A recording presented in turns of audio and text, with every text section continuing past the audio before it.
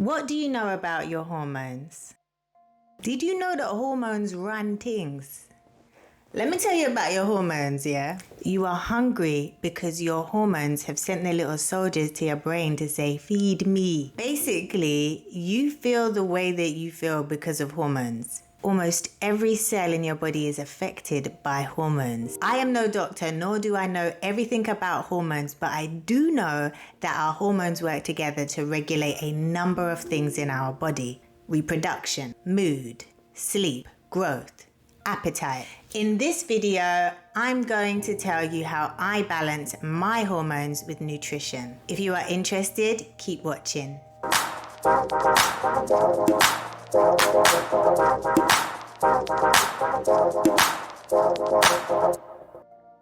Peace and love, beautiful people. Welcome back to Natural Charmz, consciously feeding your mind, body, and spirit. My name is Charmaine, and I'm a holistic health and wellness advocate with a background in life, love, and music. Let's link up. This video is about hormones and how to balance them with nutrient-rich foods and beverages. I'm going to share with you what I eat and drink that contributes to me staying balanced in my mind, body, and spirit. I learned about what to eat many years ago when my hormones were all out of whack and I used to suffer from severe PMS. Initially, I was treated by an African nutritionist in London, and I was so impressed by the results that I just ended up going on to study more about the benefits of nutrient-rich foods and herbs. A few years later, a friend of mine actually shared with me her experiences on her journey of clean eating, and this combined with my reoccurring hormonal imbalance episodes kind of inspired and encouraged me to create habits of healthy eating. I want you to let me know how you're balancing your hormones right now. Comment below. Are you using medication or are you using nutrition to balance your hormones? Before we dive in, quick disclaimer.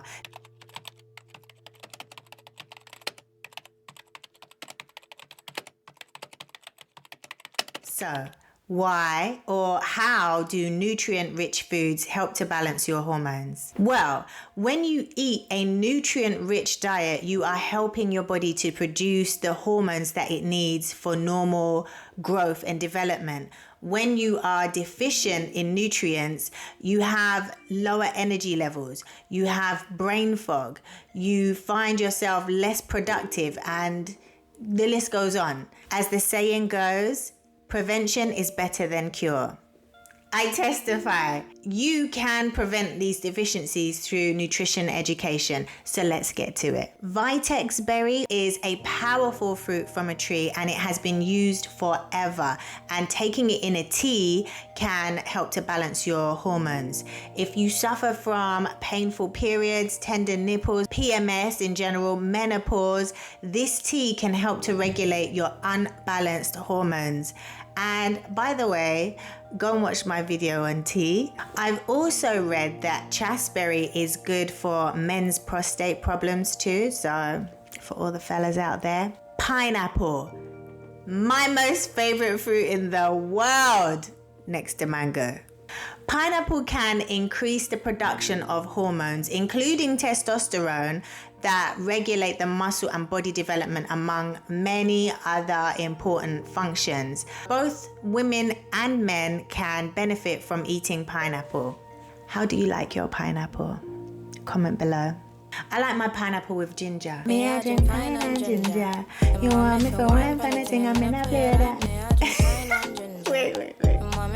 High fiber carbohydrates. These are found in whole grains, that is peas, beans, lentils, vegetables, curry chickpeas or lentils, my go-to staple meal. And as a Londoner, I also love me some Heinz baked beans, Charmz special style. But bear in mind, Heinz baked beans in a tin, full of sugar. We're going to talk about how you can reduce sugar in another video. But pinto beans in a salad with the right type of vinaigrette. Let me tell you the joys. I'm actually going to share that recipe. I make a mean salad, We'll talk about that afterwards. But these types of foods support proper hormone function. When your gut is blessed with these types of foods, it means that you are feeding your hormones the healthy probiotics that they need to replicate and in turn create healthier hormones. Eating quality carbs can help you to stay balanced, and it helps to regenerate stronger cells. Fatty fish. Eating fish that is high in omega-3 fatty acids can slow the production of cortisol, which is known as the stress hormone. I love mackerel. Check out my short mackerel rundown recipe video on the YouTube. I swear there was a time where I used to eat mackerel like daily, mackerel and rice. I love salmon. I also love salmon, and I eat salmon any which way. However, when I am fasting from fish, I get my omega-3 from the following things. Chia seeds. I do a mean chia seed pudding. Ask somebody. Brussels sprouts. Baby! They have to be seasoned and crispy. Hemp seeds. Sprinkle them on everything. A little sprinkling. Walnuts. Toasted on banana oatmeal pancakes. Let me tell you, with a little like maple syrup. Oh my God. Yeah. Ain't nothing like banana oatmeal pancakes, yo. And the maple syrup. Woo. Flax seeds in a smoothie or sprinkled on a bowl of oatmeal. You could just put them in anything. They're tiny little seeds. These are all great vegan sources of omega-3, and I would also recommend an omega-3 supplement. Just remember that your body needs these nutrients to help prevent hormone conditions. It's also good to know that omega-3s are powerful anti-inflammatory agents. So if you suffer from menopause symptoms, thyroid dysfunctions, polycystic ovarian syndrome, get yourself a high quality fish oil supplement and add all of the above to your diet. Greens, nuts, seeds. Listen, greens like spinach and kale are my go-to for salads. I was saying earlier, you better ask somebody. I never do lettuce. I just can't. But baby spinach, kale, ask somebody about my salads there. Arugula. Damn, I can never say that word. Arugula. No, it's arugula. Is it arugula? So annoying. Arugula. I know what I mean, and you know what I mean. These greens are loaded with antioxidants, and they can help prevent inflammation. They are hormone balancing, and again, they can reduce stress by lowering the cortisol, and that helps to balance the estrogen. Broccoli is another one. It's also worth noting that the high calcium content in broccoli can really aid PMS symptoms. It reduces the cramps, the bloating, and it regulates mood swings. Pomegranates. Yeah, these are a special treat in my household. My children love them. Pomegranates are full of antioxidants, but they're also known to help block excess estrogen production. Get you some pomegranates, and they taste good as well, seeds and all. Before I give you the bonus tips in this video, I want to say that there are other ways that you can balance your hormones in addition to eating nutrient-rich foods.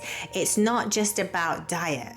Okay, so if you are looking for ways to maintain balance in your life because you feel physically, emotionally, or mentally exhausted, or if you've been wanting to start your holistic health journey but you just don't know where to start, I would like to suggest that you sign up to 28 Days of Natural Charmz. This is a group online coaching program. I am actually coaching you on how to develop small habits that will become a staple part of your day-to-day. Click the links below to find out more information. Here are 4 foods that may throw your hormonal balance off. Red meat. There are studies that have shown that red meat may increase estrogen in the body. And I say may because it depends on how much of it that you eat and if it's hormone free or organic versus hormone enhanced meat. Red meat contains what are considered unhealthy types of fats. So if you indulge in high amounts of unhealthy types of fats, you can increase the production of estrogen levels in your body. Processed and refined foods typically contain high amounts of salt, sugar, and preservatives. And again, high amounts of these are linked to a variety of health issues, and we know this already, but they affect the hormone function by increasing inflammation and stress. And not only does this put you at risk of unintentional weight gain, it causes severe hormonal imbalance. Okay, I know you don't want to hear this, but we're going to do this together, okay? Take a deep breath in, out, say with me, I will cut down on Walker's shortbread butter cookies, Grace spicy chicken sausages, Jamaican KFC barbecue wings. I will turn off the Krispy Kreme red light notification. Caffeine. I don't drink coffee, but I do drink the occasional energy drink. First of all, don't ever in your life drink more than 1 Celsius at a time. What's Celsius? Celsius is like the natural version of Red Bull. It has no artificial things and no sugar, but it's got like 10 times more caffeine. It's stupid. I was ignorant, blissfully. I was climbing the walls. At 2 in the morning after 2 cans of Celsius at 4 in the afternoon. Yeah, don't do that. Caffeine affects your sleep cycle and your hormonal health because it stimulates the release of cortisol levels, the stress hormones, and this brings your body into a state of high alert. You just don't want to do too much of it, okay? Just don't do too much of it. We're striving for balance, okay? We just want a bit of balance. Did you know that tofu and soy milk have this thing in it that acts like estrogen in the body? I can't remember what it's called, but I'm going to put it here. But there's a substance in it that acts a lot like estrogen when it gets into your body. And because of that, your body then thinks that it has enough estrogen and basically just stops producing as much. And then, of course, what happens? Imbalance. This then affects your cycle and it can be detrimental to your overall reproductive health, okay? So not too much. Dairy. Okay.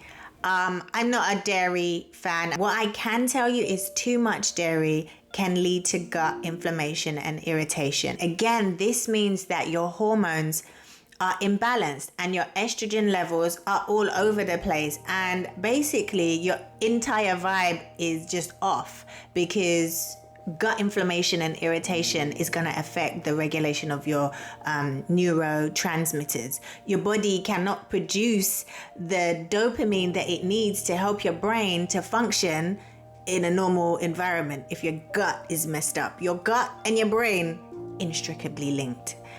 Always remember to consume any food in moderation. Food does not have to be bad. Try detoxing at least twice per year. A healthy balance in everything, your entire lifestyle, can and will improve your hormonal health. Okay, because you've stayed watching this entire time, I'm going to go ahead and drop a free alternative foods list down in the description box below.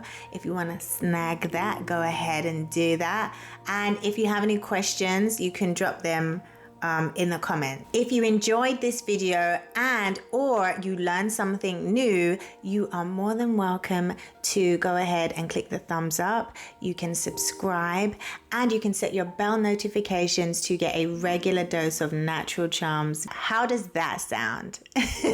Let's link up in the next video. Peace and love for now. See you on the other side. Thank